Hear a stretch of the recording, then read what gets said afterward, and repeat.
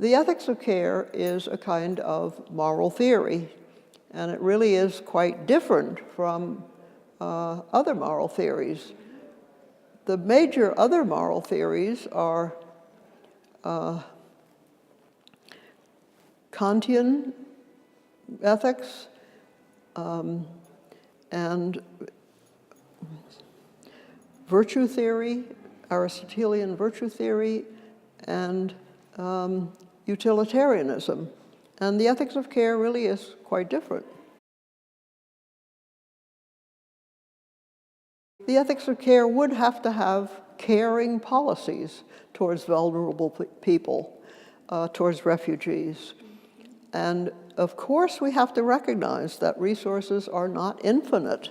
It's difficult to figure out how to decide between competing needs. But the priority should be on meeting needs rather than on individual self-interest. And relations between people need to be understood and respected so that any policy that intentionally or unintentionally breaks these relations, as between parents and children, would of course be something to be strongly avoided if possible, rather than being indifferent towards that kind of thing. One needs to be very aware of the relations between persons and the value of such relations, and not think just in terms of individuals and their interests. Well, I'm afraid there is in many countries, and my own country is one of the worst, unfortunately. But we can still talk about what ought to be considered. What are some of the things that are most important from a moral perspective? Philosophers are not very influential, so the best we can often do is to try to have people understand what morality requires. We're not very able to actually get people to do things.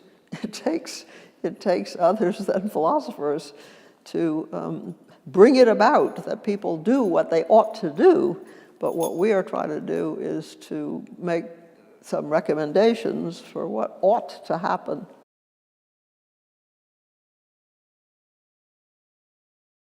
I don't think you can think in terms of which is the most important. Both are very important, and the recipients of care are often not listened to enough, but their point of view is just as important as the point of view of the people providing care. And this is a constantly shifting relation.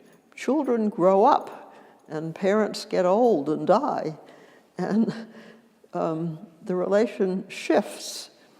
So even in the case of populations that are especially vulnerable, like refugees, these relations may well not be as lasting as many people imagine, and those who are fortunate and advantaged need to think of the perspective of those who are especially vulnerable, because morality requires it, and these positions can often be shifting, and in historical terms especially, they change. Okay, well, I think of the ethics of care as a feminist ethic, but it's valid for everyone. What feminism has brought out is the unsatisfactory gender bias in not only our institutions, but in our theories, the way we have been theorizing things. So that moral theory in the past paid no attention to the experience of women. And feminism corrects that. And when we do pay attention to the experience and work and lives of women, then moral theory looks very different. And we can see how unsatisfactory a lot of previous moral theory is, because it has so ignored the experience and activities of women. I've written many essays, chapters in other people's books, trying to look at the implications of care ethics. I have one on global poverty that's just out, or coming out very soon. Why care ethics would demand that we end global poverty. And I have another one that I couldn't talk about at all today, why the ethics of care is better for dealing with political violence, avoiding violence. It's fundamental to care, to avoid violence. It's not the same as pacifism, because it recognizes violence is a part of human life we have to expect. You can't bring up children without dealing with their tendencies to violence and one's own tendencies to get violent with impossible children. So the ethics of care tries to reduce violence, deal with it, understand that it's probably to be expected, but we can recommend better than other theories ways to reduce it, get it under control, get it reduced to acceptable proportions rather than escalated into military destruction for everybody. Everyone can recognize that without care, they would not exist. It's that important. So when you think about all the other kinds of moral theory, they don't recognize the importance of care. They start off as if we were a self-sufficient adult, and then how can we get along?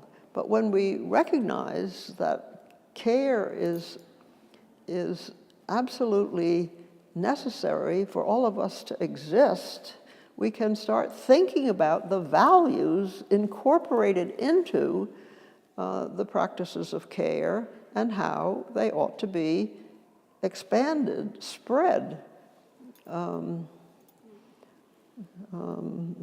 They should guide us, and we should be able to persuade others of their importance for responding to needs, and how they require us to build trust between people.